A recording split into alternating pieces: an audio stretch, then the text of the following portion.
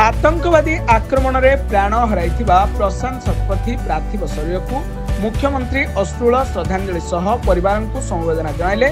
मुख्यमंत्री मोहन चरण माझी बालेश्वर गस्त प्रशांत अंतिम संस्कार संपन्न। पहलग्राम आतंकवादी आक्रमण में प्राण हर ओडिया युवक प्रशांत शतपथी अंतिम संस्कार संपन्न होईछि। मुख्यमंत्री मोहन चरण माझी शेष दर्शन कर गुरुवार सकाळे मुख्यमंत्री बालेश्वर ईशाणी गाँव में पहुंची प्रशांत अंतिम संस्कार संपन्न करिसेंति। मुख्यमंत्री मोहन चरण माझी शेष दर्शन करछंती। शेष दर्शन करने सह परिवारवर्ग को समवेदना जनाइछंती। या सहित मृतकों परिवार को सहायता राशि घोषणा करछंती। मुख्यमंत्री घोषणा मुताबक मृत प्रशांत परिवार को राज्य सरकार पक्षर 20 लाख टंकार सहायता राशि मिलिबो। या सहित प्रशांत स्त्री को चाकरी मिलवा सह पुओ पाठपढ़ार समस्त खर्च राज्य सरकार वहन करेंगे। प्रशांत शेष यात्रा मुख्यमंत्री सामिल होते। प्रशांत 9 वर्ष छोट पुओ बापा को अंतिम विदाय देइछंती।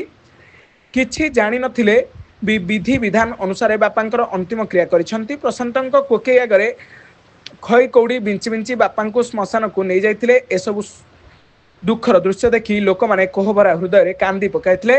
गाँ श्मशान में प्रशांत अंतिम संस्कार संपन्न होईछि। बालेश्वर देवाशीष दासଙ୍କ रिपोर्ट,